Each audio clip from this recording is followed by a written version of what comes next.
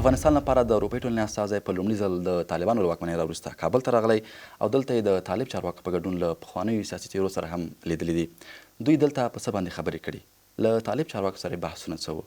په افغانستان کې د دوی ماموریت څنګه روان دی؟ په دې او ورته مسایلو باندې په نننۍ مرکه کې راسره د اروپای ټولنې استازی ښاغلی توماس نیکلسن میلمه دی. Mr. Niklasson, welcome. Thank you. Thanks for having me. Let's start with your visit to Kabul. Why did you come? What is the specific purpose of your visit to Kabul? I'm very happy to be back in Kabul. I haven't been able to visit since late August last year, and I was here 3 times last summer. I'm the EU Special Envoy for Afghanistan, and we thought it was a good moment to visit. We have had talks. I have had talks with representatives of the de facto authorities in Doha over the last few months. But we also wanted to send a signal and we wanted to come and see for ourselves what the situation is like. We wanted to speak to civil society representatives, women's organizations, journalists, diplomats, the UN, former decision makers, to have an own impression because we read a lot of reports, we are contacted by a lot of people. But so we wanted to see for ourselves. We also wanted to send a signal that Afghanistan matters to us. A lot of attention these days is turned to Ukraine and the Russian aggression, the Russian invasion. But Afghanistan remains important to us. And we also wanted to send a signal to the de facto authorities that we continue to follow their actions, their policies, and that this will determine how we can continue to engage with them. You're continuing to follow the actions of the de facto authorities. How are they doing in terms of governance? I think they're going through a very difficult transition from a militant terrorist organization to a de facto government, from being in opposition and having a clear course to being in government, and for some of them to move from rural areas to cities. This is not easy. This will take time. When I speak to Afghans, I think everybody is happy that the conflict is over. A lot of people are very much concerned about the economic situation. Many people are starving. Many Afghans do not have access to enough food, and many are worried about the future. But there is also a deeper uncertainty about which legal framework is in place, which laws apply, which constitution applies, what are the plans of the government. So, and there is an uncertainty, and among some there is also fear. Some feel intimidated, some are exposed to violence, some people are exposed to enforced disappearance. These are things we can, of course, not condone. And the government has a huge task in putting an end to human rights abuses, showing to the Afghan people that they're ready to engage with them and act as a responsible government that doesn't rule by fear but govern by consent. What have you specifically discussed with the Taliban authorities you have met in Kabul? The basic framework for our engagement with the de facto authorities is 5 benchmarks defined by the European foreign ministers. We talk about safe passage. We talk about for Afghans who need to leave the country and have a safe place to go. We talk about humanitarian access, unhindered access for humanitarian assistance. We talk about human rights, and we express our strong concerns about many of the issues that I referred to, enforced disappearances, restrictions on media freedom, restrictions of women's ability to work and move, enforced disappearances, and threats against former members of the security service, former judges, and human rights defenders. But we also talk about the security situation, the importance that Afghanistan doesn't again become a threat to neighboring countries. What we have focused a lot on in our discussions this time, in addition to what I mentioned, is 2 things. One is education, the promise by the interim government to reopen schools across the country for boys and girls after Nowruz at all levels. I'm not that much of a dreamer that I think that every Afghan child will go to school next week, but the opportunity has to be there, and there's also responsibility of the government to help parents understand the value of education. The other thing we have talked a lot about is inclusive government. What do we mean? And what we do mean is that those processes need to be in place so that each and every Afghan has a say about the future of the country, who should govern, and what the policies should be. Yeah, about the inclusive government, I remember, Mr. Niklasson, once you tweeted that it is not up to the EU, it is not up to the world to define what an inclusive government and inclusivity means in Afghanistan. And you said it is up to the people of Afghanistan. What do you think the people want in terms of inclusivity in Afghanistan? I think it varies what people want, and that's precisely the idea. Is it including the former officials of members of the former government in the de facto authorities, the interim government of the Taliban? Many Afghans, when they talk about and think about the previous government, think about corruption. They also think perhaps about the last days when the president left the country in a very undignified manner. I haven't heard many who want to see the Islamic Republic with that leadership to come back. But I think a lot of people want to be able to have a discussion with the authorities, with the de facto authorities about their concerns. What is it they need? What is it they need in terms of education, health? What are the daily problems? And also to propose solutions. And I also think that many Afghans want to have a government where they can recognize themselves, where women can see that they are listened to and respected, where Hazaras can see that they are respected, where whatever ethnicity none who isn't a Taliban still can see that his or her voice is listened to. But again, as I said, the formula for that, is it elections, is it a lawyer jirga, is it something else? I don't know. But I think there's a need to start a dialogue at local level and eventually at national level. Once, if you remember, Mr. Niklasson, the acting foreign minister said that it is inclusive because he reasoned, I quote, there are 500,000 employees in government working from the former government. The only leadership, the leaders, the ministers are from the Taliban. What do you think about that? Was he right in terms of inclusivity? He speaks about a specific aspect of inclusivity, I think, and that is about the civil servants. We don't have a complete overview, but we hear many women who have been told that they cannot go back to their work in ministries, and I think the situation may vary between various ministries.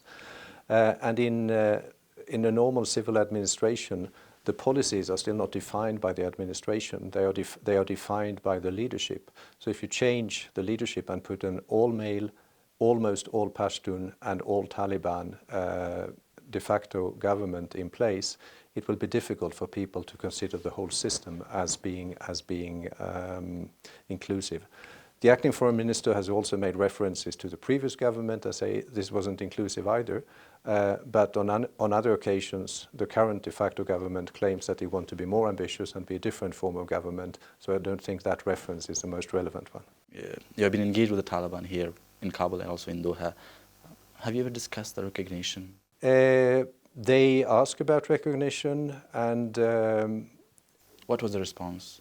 We have had several discussions about it. Our policy remains clear. We do not recognize the current government, the interim government. A way towards recognition is progress on the benchmarks, on the issues we discuss with. But the first step, and that is part of it, is really inclusivity. A government that is accepted by its people will find it more easy to get accepted by the international community. So also from that perspective, inclusive government and respect for human rights will be key areas that we keep focusing on. What if they remain resistant and sort of stubborn in terms of forming inclusive government? Will this still remain a red line for the EU and for the rest of the world in terms of recognition? It will not in any way be conducive to recognition. Well, what will be the future scenario of Afghanistan if the government does not get recognition? I hope that they will realize that having domestic support and eventually international support and recognition is a better way to develop Afghanistan. We are already continuing our support to the country. We have scaled up humanitarian assistance massively, providing more than 220 million euros of support through international organizations. we have paid stipends for all public school teachers for 2 months, male and female, throughout the country, to make sure that they, or to help them get through the winter, so that they are there and can start teaching next week. We have also provided support for basic needs, health and livelihoods. بیرته راګرځو موږ سره پاتې شئ.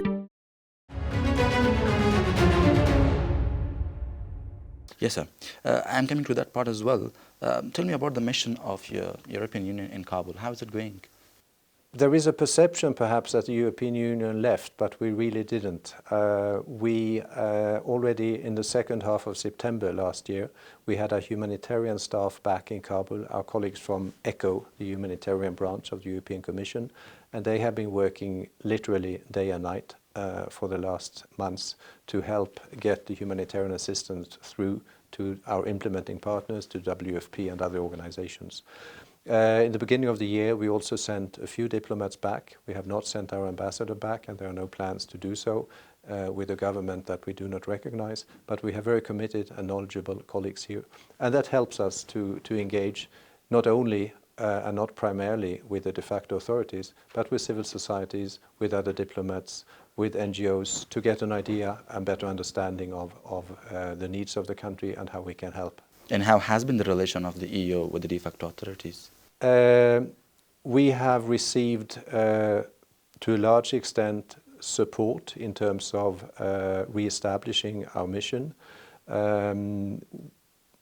The fact that we decided to come back also with diplomats is welcomed.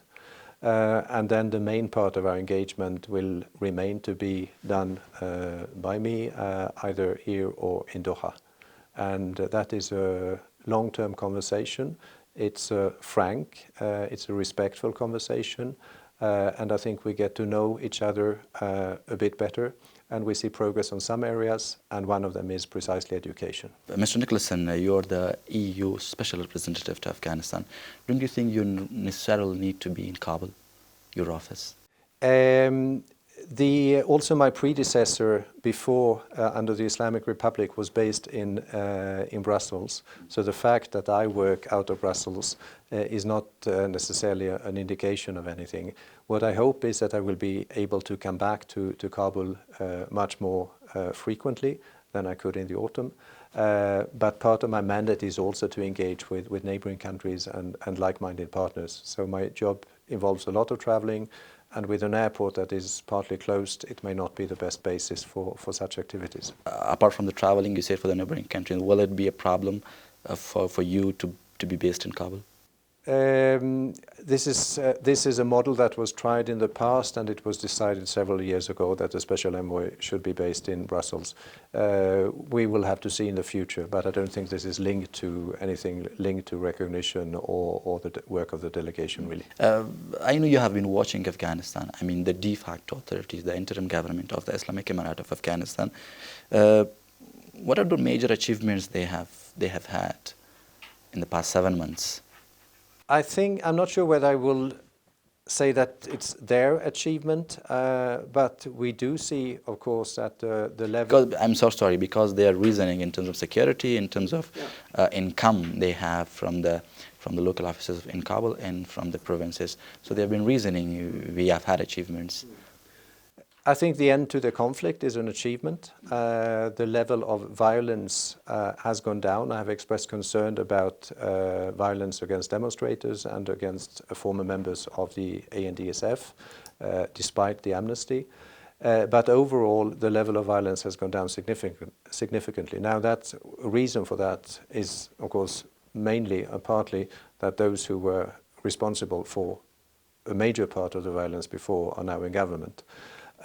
We also see, unfortunately, that violence has moved inside the houses, and we are very much concerned about the substantial increase. Obviously, it's difficult to quantify, but most women we speak to testify to a very significant increase of domestic violence. This, I think, is not linked to a shift in government. I think it's very much It's partly linked, of course, if women have to stay at home, but I think it's also an extremely unfortunate expression of economic frustration. In terms of achievements, many would say that the current interim government is less corrupt than the previous one, and that they have managed to get a larger part of, for example, customs revenues into the national budget. So yes, those are some achievements, but there are significant challenges ahead. You said that the Taliban are less corrupt. That's what a lot of people would say. About the Ukraine, Mr. Niklasson, has it really distracted the attention from Afghanistan, the Ukraine crisis?